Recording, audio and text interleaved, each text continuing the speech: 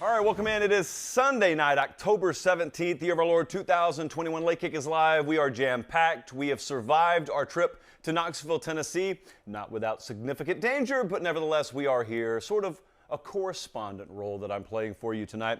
High atop downtown Nashville, Tennessee, in our still sparkling and still new-smelling studio. Ed Orgeron, going to be out at LSU. Told you this was coming. It has now come. He's going to finish the season. A press conference is underway even as we speak at LSU. We've got to get this show big enough to where the powers that be at these various institutions schedule their press avails around our show. We don't want any more than just the world revolving around us. It's really all we've ever asked for around here. Dan Mullen, if anyone at Florida thinks that the stuff that happened at Tennessee last night or any of the other upsets yesterday are going to take away from us talking about Dan Mullen and what in the world Florida's doing tonight, they're wrong, because we will discuss that.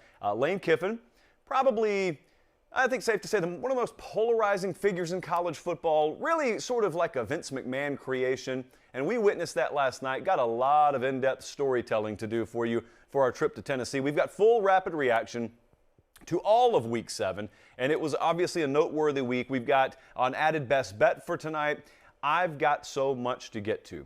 I don't know how long this show is going to be, but I know the voice is back, and so settle in. We're going to go on quite a ride through many different stops along the college football trail that was Week 7 yesterday. Now, if you were following yesterday, probably not a better day in the season so far to have been following me on Instagram and Twitter at LateKickJosh than Saturday, October 16th. Because there were some things that we saw, and there were some things that I witnessed last night that I recorded that I can't be putting on the show, that I'm not really supposed to put out there. Excuse me, let me whisper. I'm not supposed to put it out there, period. But I did. You just need to know where to look at LateKickJosh. That stuff has been archived on Instagram. It is one of those story highlights. So if you want to see in all its glory what we witnessed last night, I'm going to show you some of it coming up. But if you want to witness all of it and a documentation of all the road trips we've taken at LateKickJosh, that's the place to get. Okay, I cannot, I can't spend 15 minutes filibustering to get in the show as I've been one to do in the past because we've got so much to get to. So let's dive in here.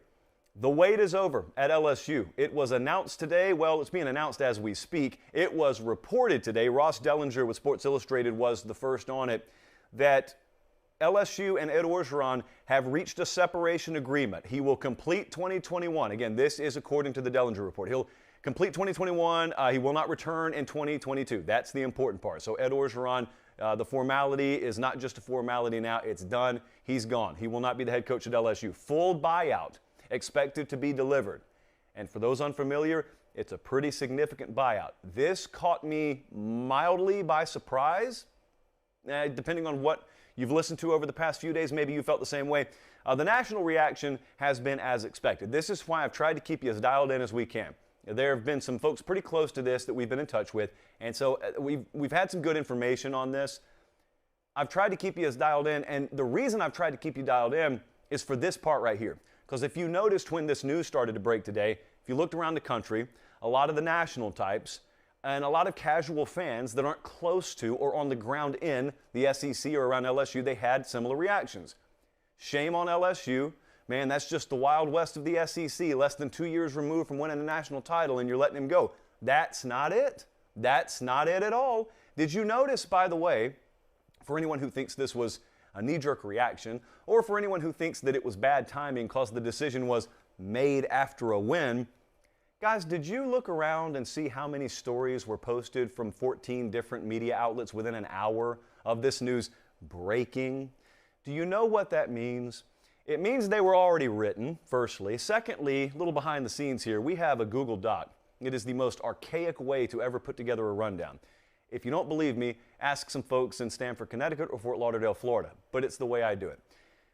And so we have had a lower third that I have highlighted in red, and it has been the lower third that essentially you see on the bottom of your screen right now if you're watching on YouTube. We've had it ready for 2.5 weeks, Colin, 3 weeks? I've just had it in the file, and I've had it marked in red, and I said, don't use this until I tell you to. Everyone behind the scenes knew this was coming.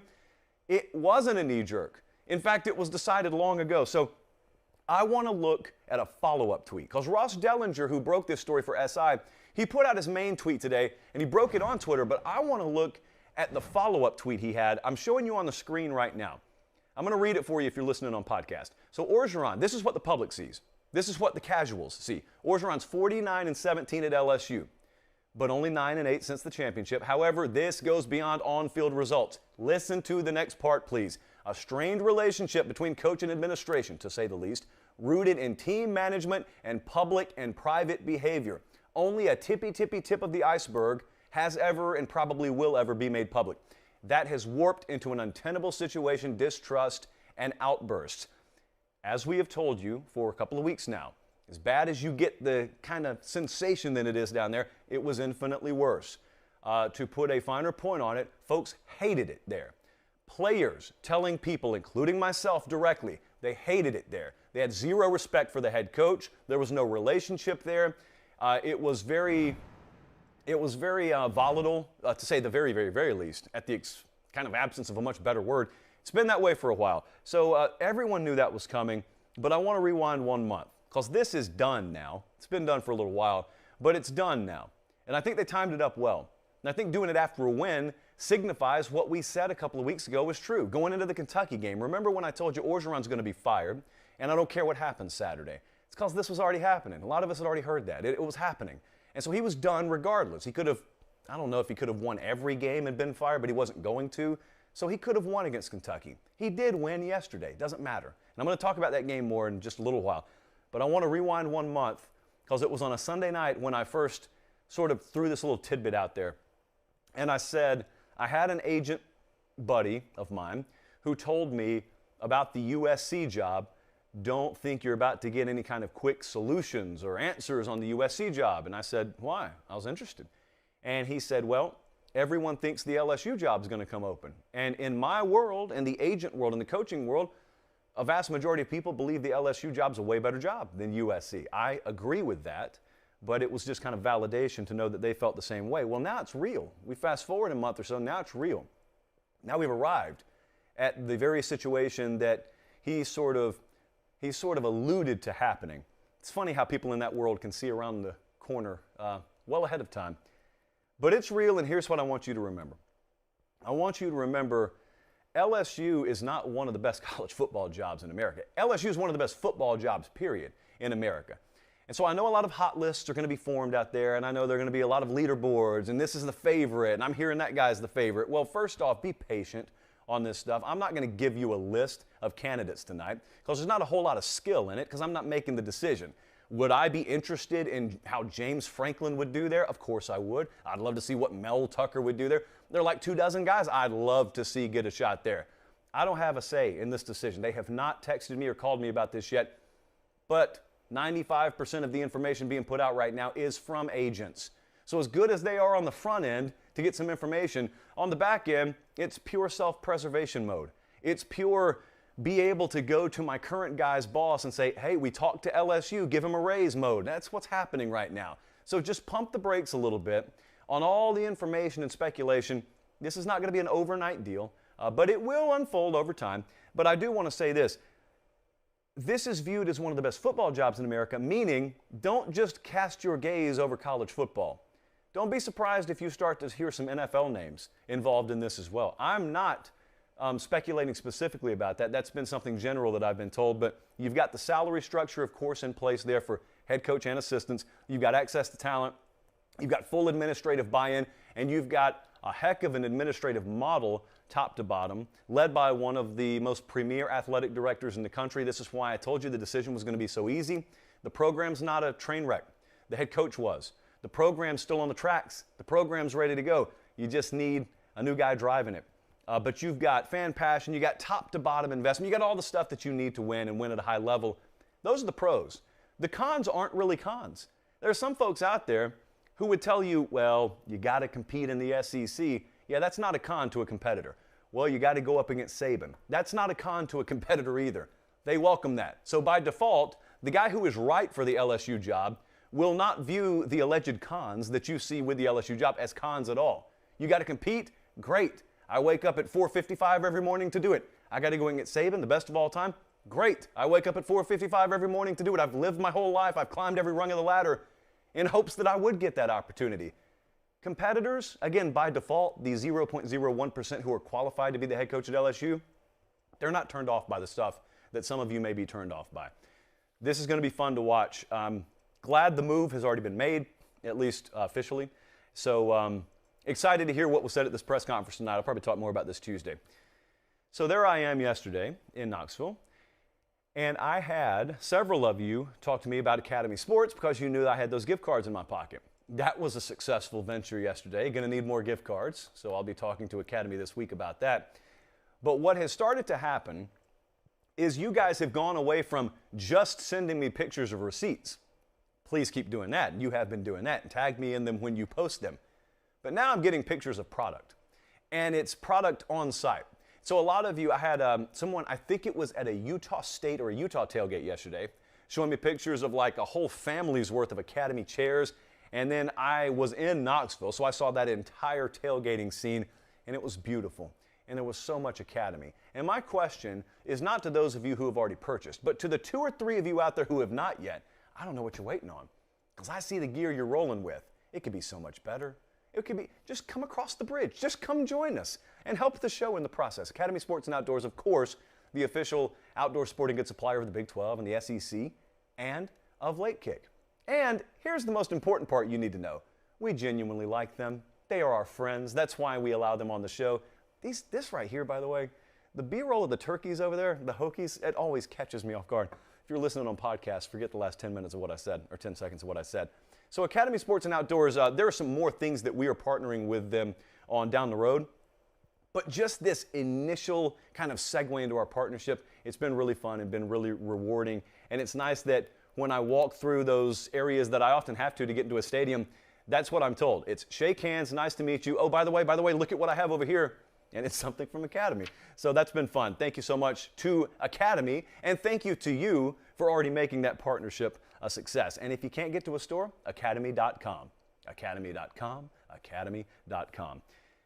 Speaking of being in Knoxville last night, let's talk about the Ole Miss-Tennessee game. Ole Miss 31, Tennessee 26. Who in the world thought 31 was going to be enough? I would have made a significant side wager that someone was going to have 31 before halftime.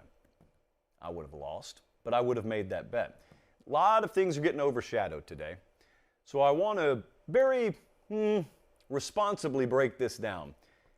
Lane Kiffin, first and foremost, let me hit the game. Lane Kiffin last night sort of embodied everything that you would expect to have seen in a bygone era on Monday Night Raw, let's say.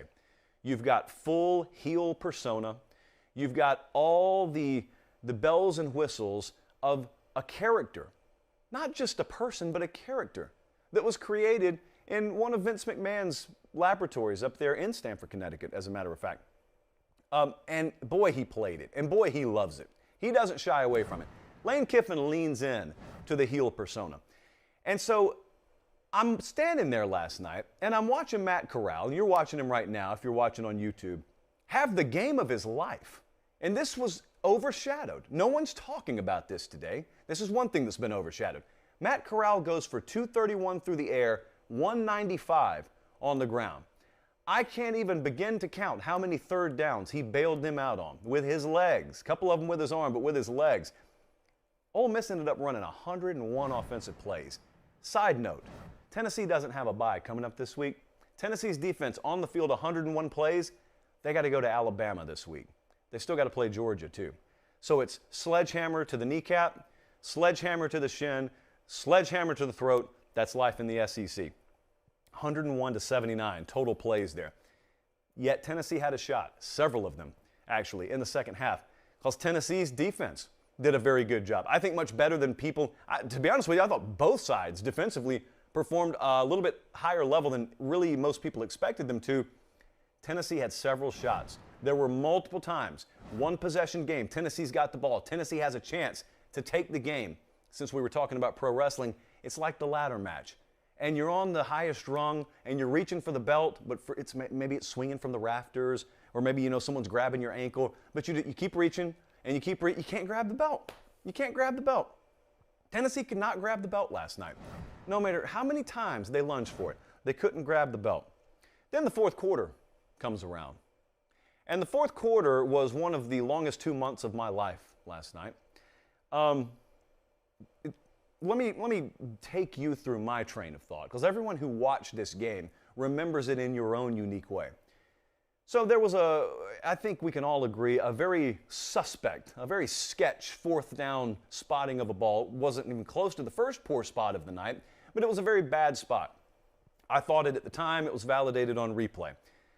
But it doesn't get overturned. And so Tennessee loses possession of the ball, and it looked like, for all the world, that meant they had lost the game. Now, it turns out about an hour later, we found out they still had a chance to win the game. But what followed was a really ugly scene. I'm not going to shy away from that. It was a very ugly scene. I'm going to talk about it. I was standing right down there in that end zone, so I was under fire just as much as anyone else was. But what I want to emphasize before we take a look at some of the B-roll I shot last night, yes, I had the iJosh with me, is it was not a spontaneous reaction. And I can tell you it's not. And I can tell you it wasn't because I felt it building all night. Now, here's what I'm about to do. I'm going to probably caveat this 2 or 3 times over the next few minutes.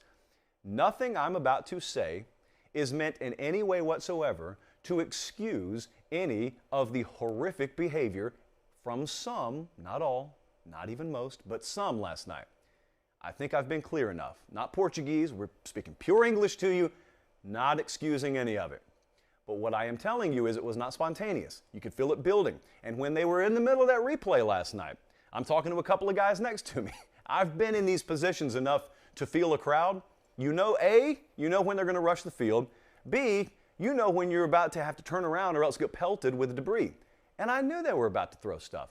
And I told someone, 2 guys next to me, watch what happens. You better turn around. I was telling them what protocol is. Turn your face to the crowd instead of what you think you should do if this call does not go Tennessee's way. It was a horrifically officiated game last night. You couldn't change anything at that point. But the culmination was when that call doesn't get overturned, here we go.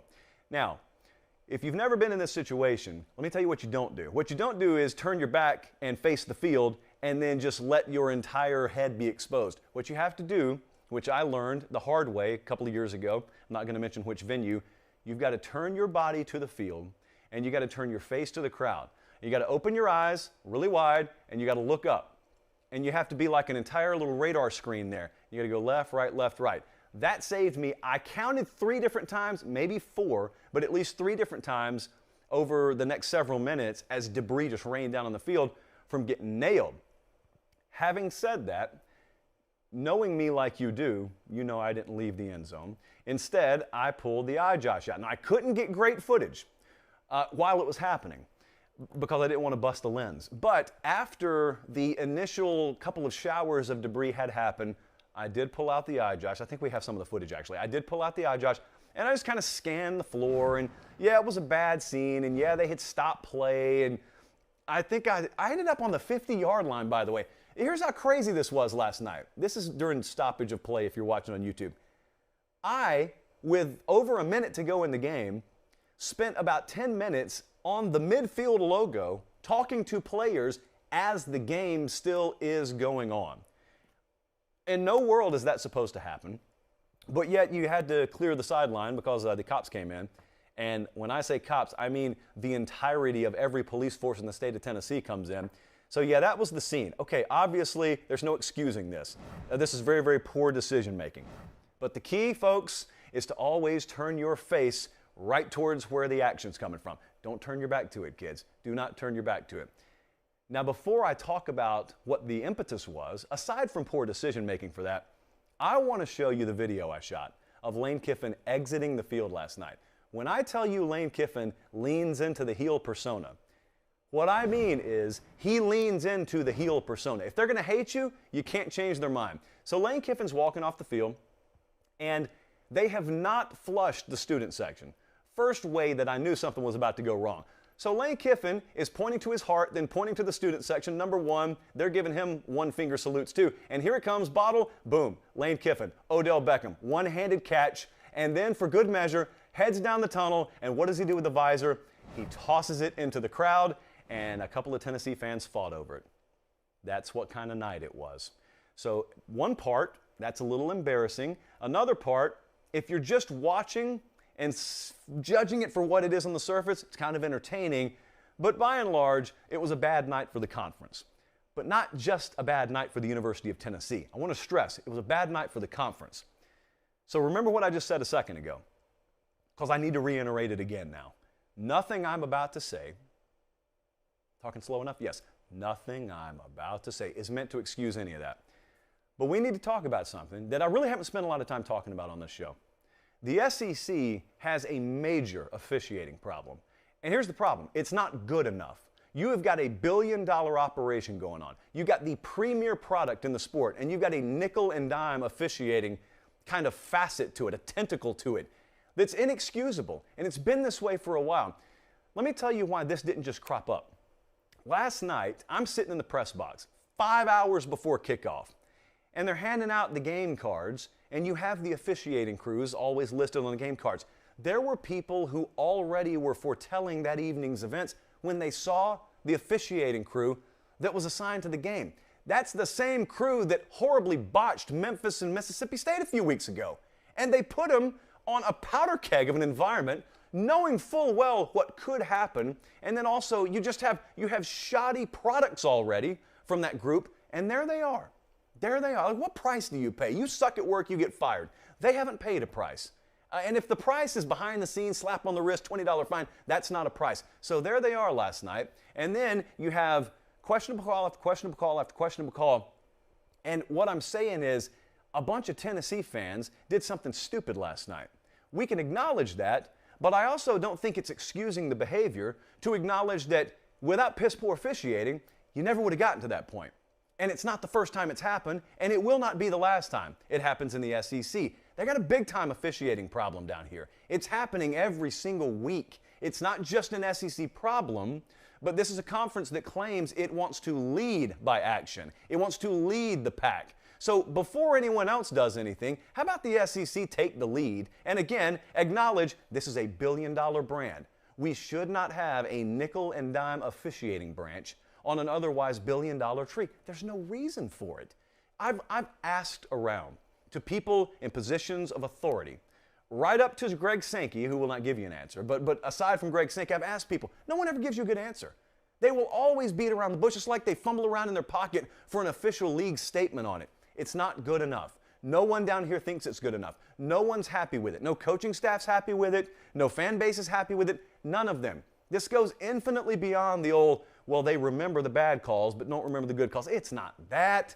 Like, there's common sense here. It's not that. It goes 10 miles beyond that. But what the shame of it all is how much got overshadowed last night. Matt Corral's night, Lane Kiffin's night for that matter. It gets overshadowed. A great game got overshadowed. But there's one more thing that got overshadowed, and that is the crippling amounts of fake injuries in that game last night that stretched it 4.5 hours. If this would have been a noon game, do you realize it would have gone into the second quarter of the 3:30 kickoffs? Second quarter. They don't put up with that on Sundays. That's one of the facets the NFL gets right. They don't put up with those long games if overtime's not involved.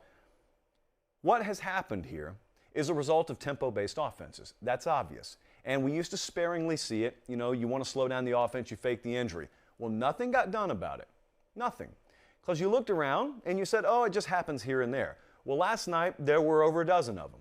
And it wasn't shrouded in mystery. It was blatantly obvious. There were guys looking to the sideline. They get the cue. They fall down like they got sniped in the ankle. No one's even trying to hide it. No one's under the guise that anything else is going on other than injuries being faked. So what are we going to do about it?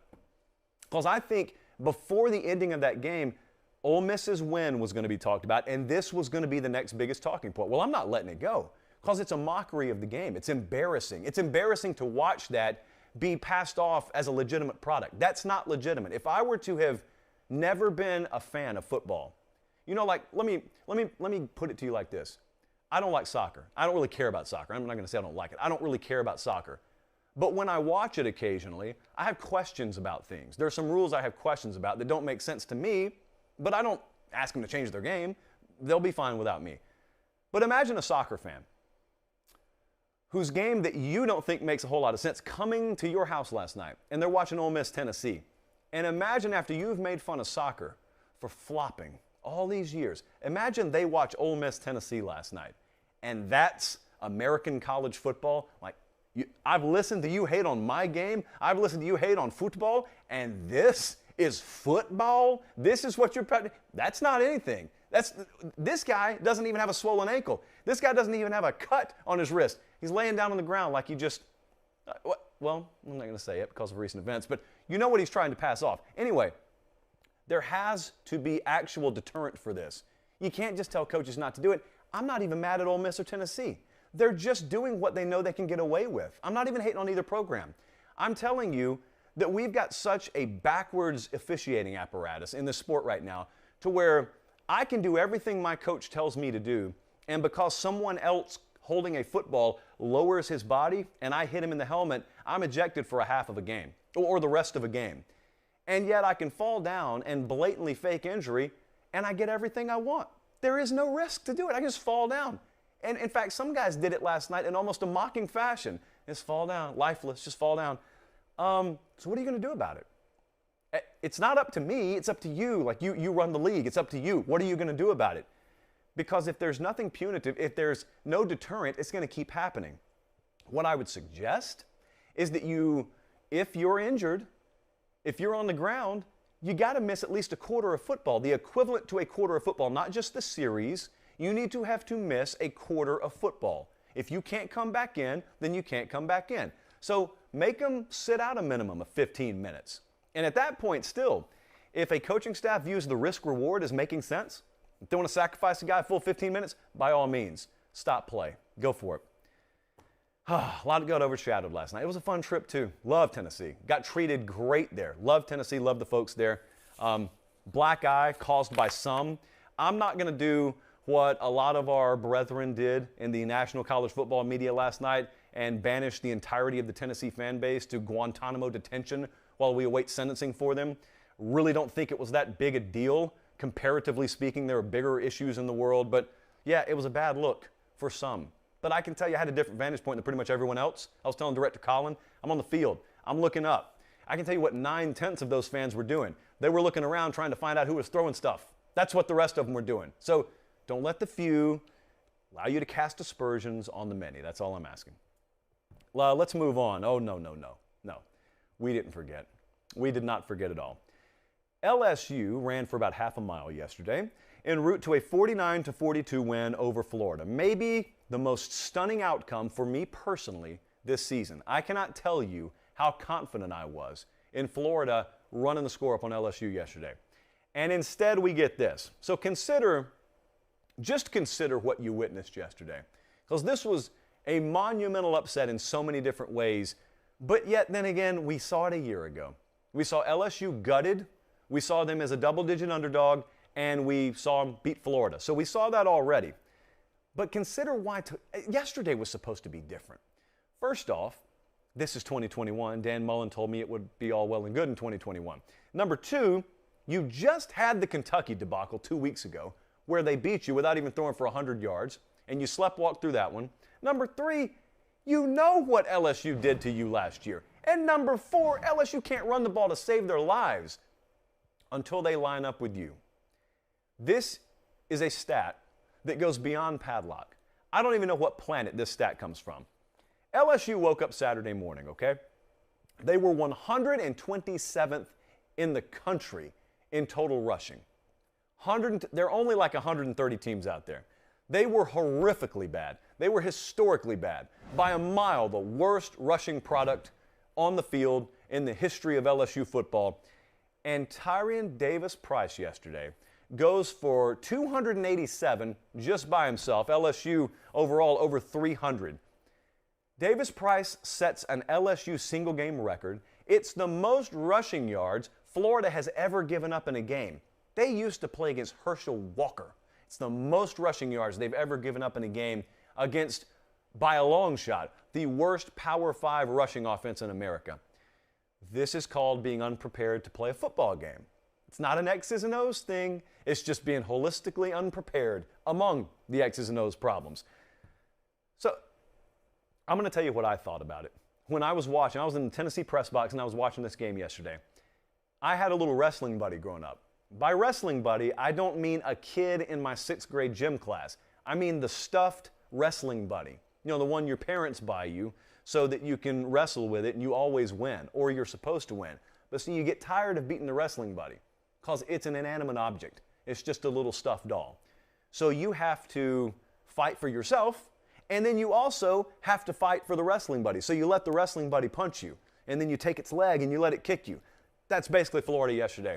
Florida looked at LSU, a wrestling buddy. It should have been a lifeless body that you ran over and backed up and ran over again as many times as you wanted to, and instead, it's like Florida's taking LSU's leg, and they're kicking themselves in the face with it. And then they take LSU's hand, and then they backhand themselves with it. And at the end of the day, you had track marks all over you. And here's how bad it was. You want to know how bad a day it was for Florida yesterday? Here's how bad a day it was. Florida lost to a coach that got fired anyway. That's how bad the day was for Florida yesterday. Woof, woof, woof. Speaking of dog sounds, they still got to play Georgia in a couple of weeks. So if you want to start forecasting how ugly that one's going to be now, don't let me get in your way. Here was my fear at the beginning of the year that I'm afraid is being validated right now. My fear, going back to last year, those of you who have watched the program for a little while know, my fear was Dan Mullen was sold on going to the NFL. It turns out the NFL wasn't quite as sold on Dan Mullen, but we had reason enough to know that Dan Mullen badly wanted a shot at the NFL. It was my belief then, and it still is now, that in the middle to latter portion of last year, Mullen had convinced himself he was going to get an NFL job. Therefore, that was his last season in Gainesville. His actions last year sort of correlated with that theory. He acted in a very loose manner. He acted kind of in the way that you would if it was, March of your senior high school year. You can act in a way because you're headed out the door that you couldn't act a year ago. But then he didn't get the NFL job. Okay, worse things have happened. But my question, as it pertains to 2021 and beyond, was, is he just going to be able to check back in? And he hasn't been able to. Regardless of whether my theory is right or wrong, he hasn't been able to. This team has not been able to check back in. They've had a stretch of some really, really bad football starting last year and extending into this year. And here's the problem. The problem is, you remember that bowl game, if you want to call it a game, against Oklahoma where, Florida kind of got treated like a wrestling buddy. But Dan Mullen told you, well, the last game for this team was, against Alabama. This is next year's team. We checked out. And it was pathetic, but at least in terms of 2021, you were willing to hold your nose and maybe accept a little bit of that and say, okay, for devil's advocate purposes, maybe Dan's right, and maybe 2021 will be good. And then they almost beat Bama. And so for a little while, it puts lipstick on the pig, but man, that lipstick wore off really quick. In fact, 1 week later in Lexington, Kentucky. And he just pushed the debt down the road is all he did. They got some fundamental problems there that were not solved, and it didn't get solved with a couple of defensive assistants moving on and new guys being brought in. I cannot for the life of me figure out the quarterback dynamic. I'm starting to think that Florida fans have been as right about Anthony Richardson as Oklahoma fans were about Spencer Rattler. Maybe you guys do know your roster better than your head coach. I never say stuff like that because it can't be true, can it? But then again, you don't know what's going on behind the scenes. I'm not at practice. That's why I've never been one to just openly question personnel decisions. But man, when we get game film on guys, when we watch Anthony Richardson come in and we watch the product on the field, it's kind of like when Caleb Williams eventually came in for Oklahoma. You can't deny it anymore. Except the head coach of Florida is still kind of trying to deny it with the way he's operated. How does Anthony Richardson not starting against Georgia? I'm going to leave that. We got a couple of weeks to talk about that. But I got asked, so obviously I get asked last night, after Florida has lost, is it time to move on from Dan Mullen? Every time a team loses, the fan base asks you, is it time to fire fill in the blank? So is it time to move on from Dan Mullen? No, I'm not there. It's got to go to step 10, 11, and maybe even 12 before I ever advocate for anyone being fired. Only because I know how hard it is to replace coaches with other quality coaches. Having said that, fundamental changes have got to be made there. And I got a couple of them, but I think in a perfect world, you make both of these changes. You've got to make a change at defensive coordinator. There's no question about this. You've got to make that change, and you've got to bring in a world-class defensive coordinator. Now, here's what I would hope. I would hope he's a world-class recruiter, too, and spare no expense to do it. John Hammond, Jurassic Park, we spare no expense. you've got to fix the recruiting apparatus there too. I don't know how many more games, I know the Florida fans know this, but I'm kind of speaking to the choir here. How many more games do we have to see where Florida does not have the adequate caliber of athlete to bail them out of subpar performance before we know we got a recruiting issue down there? Again, Florida fans know this. Like, they'd finish the sentence for you if they were sitting in here right now. But if it's not addressed, if defensive coordinator and the recruiting apparatus there's not addressed, then you've got what you've got with Dan Mullen. You're 4 years in now, but really you've watched his career. You've got what you've got. You got a good coach that every few years could pop an unexpected result on you. It's not going to win you a championship because you cannot out-scheme people in the playoff when you don't compare with them athletically. But maybe he'll win the SEC East in Georgia's down years. The problem is, all due respect, if this were the University of Missouri, that'd be great. This is Florida. It's not good enough. It can't be accepted as good enough. The fans don't accept it. So this is more directed at people who are actually in decision-making positions down there. But wow, I mean, I'm just telling you, it's got to sting when you get beat and it's thought so little of that they just fire the coach anyway. I know there were other circumstances involving that, but it's just on the surface, it doesn't feel good. All right, more takeaways here. Let's take a little sippy sip of water. Thank you for being tuned in live if you are, by the way. We have got, I did not put the restrictor plate on the chat tonight. So anybody and everybody can participate in the chat, but I would just humbly ask that you subscribe to the channel. We're about to hit 70,000. They said it couldn't be done. And here we are, a little over a year after we launched it, making it happen. So that's all we ask. It's free. I'm not going to blow up your inbox or anything. Just subscribe to the channel. Several other games to react to from yesterday. Well, there goes Iowa. How about that? I'm not going to do the I told you so thing like a lot of you thought I was going to, judging by my inbox. It's just that this is why the power rating world is different than the rankings world. Because Iowa was never the second best team in the country, although it was perfectly fine to rank them number 2. But yesterday, you saw what happens. You want a padlock stat? Here's the beginning and the ending of it. -3 turnovers.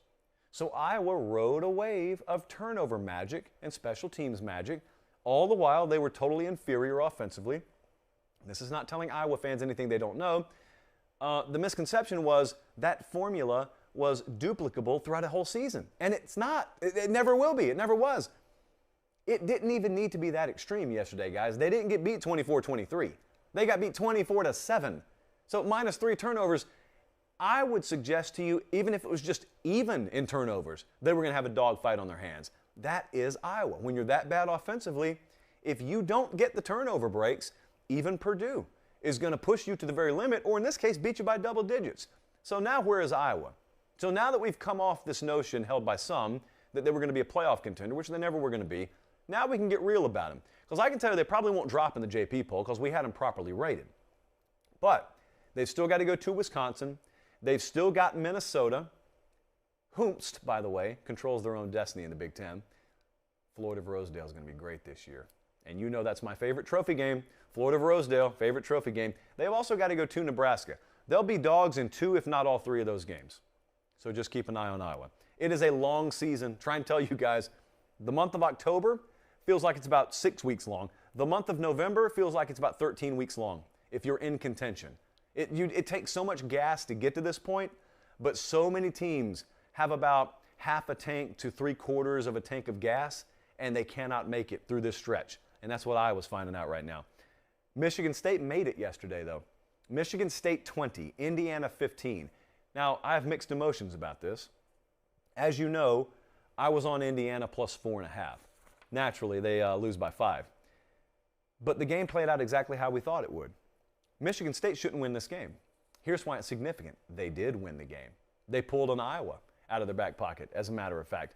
We got the exact kind of game. The model got the exact kind of game we expected. Michigan State got outplayed. Listen to this. Indiana had 10 more first downs. They had 81 more yards, 26 more plays run. Michigan State, sloppy. 12 penalties, 134 yards. But Michigan State had 13 defensive points in a 20-point effort. And that's all it took because they played good enough defense. And so this is a game that the box score suggests and the post-game win percentage suggests you should not have won. But you won it. You got to win 1 or 2 of these. If you don't have superstar athletes, You've got to win something where you play a C-plus game. And it's got to involve this kind of stuff. And so Michigan State got it done. Well, now they removed the last obstacle out of the way that was standing between them and hosting Michigan, undefeated. Now, Michigan's got to play Northwestern this week. Crazier things have happened. Michigan should handle Northwestern. And if they do, we've got undefeated Michigan at undefeated Michigan State October 30th. I don't know if you're watching, but if you are, I licked my lips twice. It's not just because the air is dry in here. By humidifier. It's not just because the air is dry in here. It's because I may be up there. Let's see. Auburn. Bo Nix. Should we clap? They tell me not to do it in the microphone, but 38-23. Auburn went to Arkansas. They got to win. Arkansas is beat to death. They have no legs under them. Having said that, Auburn hadn't had a bye either. And they played some tough games too. So I thought this was an equal matchup. Auburn ended up winning the thing 38-23. I think they scored late. Very impressive drive to do so. Auburn and Brian Harsin. It's one of the quietest, most under-the-radar stories in America right now. There's something happening at Auburn. It's not going to culminate in some great playoff run this year, but they are a two-loss team right now. I would have to look at our latest power rankings, which I haven't looked at. They may be our highest-rated two-loss team, maybe, but they're improving. Anytime I do a radio hit and the host asks about a year one coach, what are we looking for this year? That's it. It's so basic. Improvement. Incremental, week-over-week improvement. This is a better team than the one that went up to Penn State and lost about a month ago. They're better. And now they're battle-tested, too. They've already gone to Penn State, to LSU, to Arkansas. They played Georgia. Now they got a bye week. And they get shot out of a cannon into their bye week. Bo Nix played maybe the best game we've seen him play. Easily on the road, it was the best we've seen him play. He had an 81% completion percentage yesterday, and that is his best road completion percentage ever. I don't think many people saw that coming when he got benched a few weeks ago. But see, that's the thing. And what needs to be talked about more with Bo Nix, so I'll talk about it right now, is he didn't fold. Some people are mental accordions, and as soon as something doesn't go their way, especially at a position like quarterback, they fold. They disappear. They're like Coach Klein. They go get a hot pretzel. Hashtag Waterboy. Bo Nix not only stayed ready, when he came back in, he leaned into it even more. He's gotten even more focused. He's even better now than he was before he got benched for TJ Finley. And so congratulations to Bo Nix, but also it's year one under Brian Harsin. They are not running the ball down people's throats like you may think they are. They have a bad receiver room by SEC standards. They've already fired the receivers coach this year. And yet when that happened, and you would expect all that inner turmoil to fester into a bad on-field product, they started winning. That's the hallmark of a good coach. I don't know how it's going to pan out long-term for Brian Harsin at Auburn, but I'm telling you the year one returns are very encouraging. This is the kind of stuff you look for to validate that you hired the right guy. So if I'm Alan Green, I could not be happier with what I'm seeing right now. So big win yesterday. Big win for Auburn. Moving on to Oklahoma, they beat TCU 52-31, and some validation here too of the way that we were thinking post-Texas. You cannot quantify what I'm about to say. The stat crowd hates what I'm about to say. The analytics crowd will not process what I'm about to say. But I was a believer, and still am, that there was a switch that was flipped in the Texas game for Oklahoma. Again, it is intangible in nature. It is non-quantifiable. There's no stat category for it. I just believe those things happen, and I believe we are seeing it with Oklahoma right now. And so this game was never in doubt yesterday. They go and beat TCU 52-31. Caleb Williams, no room to question the decision here eventually. Better late than never. From Lincoln Riley. He went 18 for 23, 295, 4 touchdowns. This is the starter for Oklahoma, and he will be the starter for Oklahoma. And laughingly, some people thought that was still up in the air for debate up until kickoff yesterday, but it wasn't. The question about them being Oklahoma, the question about Oklahoma is not quarterback anymore. The question is about secondary, because they are badly banged up in the secondary. They're missing a ton of guys. That's why people can score on them right now. I'm not telling you it'll cease to happen once they get those guys back or if they do, but right now Oklahoma's secondary is not a championship caliber product by any stretch. Fortunately, who do they play? They go to Kansas Saturday, so that's like going to the playground. And then they got Texas Tech, then a bye week. Hopefully, when they come out on the other side of that bye week, there are a few more blanks filled back in Or there are a few more of those crossed out names uncrossed out in the secondary. What did I drop? Hopefully nothing important. So Oklahoma wins. And then on the flip side of this whole Red River deal, I think it's unfair scheduling, but it sounds like I'm complaining, so I won't, I'll talk about it for a second. Texas lost 32-24 to Oklahoma State. Look, I'm just not a fan of this. I'm not a fan of having the biggest rivalry game in your conference and then allowing a participant from that game to play a rested team the following week. I know no one feels sorry for either of these teams out in the Big 12. I know you guys don't. But I do just a little bit, even if they have all the advantage in the world over you. So I get it. I get why you don't really care about me saying that. But it was another week, and it was another double-digit lead wasted away for the University of Texas. 32-7, I want to say, was the run Oklahoma had to close last week's game. Oklahoma State closed this game on a 19-0 run. Texas was up 17-3.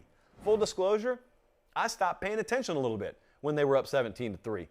And then they threw a pick six, and then things kind of changed. The whole tenor of the game kind of changed. They had 4 straight 3-and-outs in the second half. The thing about Texas right now, you saw it last week. It's like they have a sugar high out of the gate. It's happened a couple of times. And then all of a sudden they get out there and all of a sudden the wind's out of the sails, the sugar high's worn off, and now it's just up to you, and they ain't got it. Defensively, they run out of gas. Offensively, I don't know what in the world happens, but they lack consistency. They can't stay on that gas pedal for 4 quarters, or at least they haven't the last couple of weeks. I know that this should be about Oklahoma State. I get it. They're still undefeated. I don't know where they're ranked today. Colin's my AP guy. I don't even look at the AP. But I assume they're ranked high. They should be. They're undefeated. They go to Iowa State Saturday, just to give you an idea of why we don't have them power rated high. They are nearly a touchdown underdog Saturday against 2-loss Iowa State. I have Iowa State rated above them. I will have Iowa State this week power rated above Oklahoma State. That doesn't mean anything. As long as you win your games, it doesn't mean anything. It's just Oklahoma State's a good, solid team that happens to be undefeated right now. I'm not hating on them. There is no natural proclivity to hate on a team from Stillwater, Oklahoma when you grow up in Harris County, Georgia. It's just not there, so I don't have any animus. I keep looking in the inbox, and I keep seeing people ask me why I'm not respecting Oklahoma State. I'm talking about them right now. It's not about respect. People who complain about and demand respect in life are some of the most tiresome people that you will ever run across. Have you ever noticed, think about this, I'm not talking about Oklahoma State anymore, just a general observation. Think about the most respected people that you know, and when's the last time you heard them ask for respect? There's correlation there. Let's talk about a couple of teams here individually. Alabama yesterday. Actually, Colin, I want to intro it a different way. Here, we'll intro it here. How about Bama and Georgia yesterday? We'll start with Alabama, 49-9. You wanted an answer? I know I did. I wanted an answer after Bama goes to, how little sense does this make, by the way, now? They go to College Station and they lose. And for all of you transitive property types out there, I want you to make sense of this one for me. So Mississippi State goes into College Station. They beat A&M. Bama goes in there and gets upset. And then Bama goes and just wood chippers Mississippi State. 49-9 yesterday. Padlock stat time. Got a couple of them, actually. But here's really the only one you need. If Alabama is ever 12 of 16 on third down against you, you will lose the football game. If, padlock stat number 2, if you were -3 turnovers against Alabama, you will lose the football game. Both of these were the case for Mississippi State yesterday. This was about as emphatic an answer as we could have ever asked for. There was a lot of talk around the Bama program this week. After they go to Texas A&M and they lose, of course, Nick Saban is barely off the field yet before he starts talking about how are you going to harness it? How are you going to respond? They responded. Will Anderson, by the way, see, he ran his mouth a lot this week in a good way, but the reason Will Anderson can run his mouth is because with an entire quarter of ball to play last night, Will Anderson had already harassed Will Rogers to the tune of 4 sacks and probably could have just kept going and going and going and going. There's a lot of Energizer Bunny vibe, among other vibes, with Will Anderson. So he had 4 sacks. Trayshawn Holden was a name that popped up yesterday 3 times, I think 70 yards receiving. You need to keep an eye on him because we keep asking about that Bama receiving core. Are we going to have a couple of more candidates emerge? John Mechie had a good day yesterday. Jamison Williams is who he is. But Trayshawn Holden's a guy. Not one of the names that maybe you expected, but Trayshawn Holden. You've heard his name before. He's appeared. He's been sprinkled in the old Bama box score a time or two, but he popped up yesterday. But Nick Saban, I'll tell you the most entertaining part of this that you probably didn't see. They're up 14-3, and Saban went into Xbox mode. He went into let the fans call the game mode, as close as you'll ever see him go. Because everybody around Bama has been irate all week that they go full spread formation, throw the ball 3 times inside the 5-yard line, 1st and goal, and they don't get it done. Actually throw a pick last week with Brian Robinson ready, willing, and able to carry the mail into the end zone, and Evan Neal, it's like 7'4", 500 pounds over left tackle. And so yesterday, I kid you not, you need to go back and watch it if you haven't already, there they are. And the situation, I think it was 3rd and goal, they were on the 1, and they go empty backfield. And so Nick Saban, as he sometimes is not one to do, actually uses one of his timeouts. He has a whole collection of them in the locker room. Nick Saban loves to take timeouts in the locker room. And that will conclude my criticism of Nick Saban. Well, Saban burns a timeout. And then he burned Bill O'Brien as well as the timeout, because when they came back out, I think they drove a couple of dump trucks out there and went as heavy as they possibly could, and they put Robbie Oots over there at fullback, and it was no mystery. In fact, they could have yelled the play across the line of scrimmage, and Mississippi State could have done nothing to stop it, because when you have a guy like Evan Neal and you have a guy like Brian Robinson, there are simple laws of nature that you cannot counter. And if you run behind them, you will score. It's really that basic. Sometimes it doesn't have to be coaches, clinic, chalk talk, all kinds of different motions and pre-snap shifts. Sometimes you can just go full-on caveman on people, and Alabama did. Nick Saban was asked about it in postgame yesterday, and he came as close to saying, yeah, I basically dropped the elbow on Bill O'Brien and called my own offensive play, as you'll ever hear him come. And so that was Alabama's game. Georgia beat Kentucky 30-13. I got a padlock stat for you here, too. If you are Kentucky and you amass a total of 64 yards rushing against Georgia, you will lose the football game. And that's what happened yesterday. Padlock stat that wasn't really a stat at all, but I thought the biggest overlooked portion of this game and play in this game was when the ball was on the ground. And this was still a game at this point. Georgia put the ball on the ground, and Kendall Milton, as everyone else is looking around waiting for the next play to happen, realizes it's a fumble, or just realizes I better get on it in case it's a fumble, and it was a live ball. And he hops on that thing. Georgia retains possession, gets 8 yards out of it, by the way, I think. Next play, they score. Ball game. For all intents and purposes, ball game. You never know what that's worth. You never know. I can guarantee you Kendall Milton, I don't know, whatever they hand out there, a belt, a chalice, I don't know. I guarantee he's got his hands on it tonight, because that was a big-time play in that game. Georgia has a notebook page full of guys out right now. I'm going to tell you what didn't go right for him yesterday to put into context how impressive this win was. They got a whole notebook page full of guys out. They were not particularly great offensively or defensively on 3rd down yesterday. They had some penalties, and they won.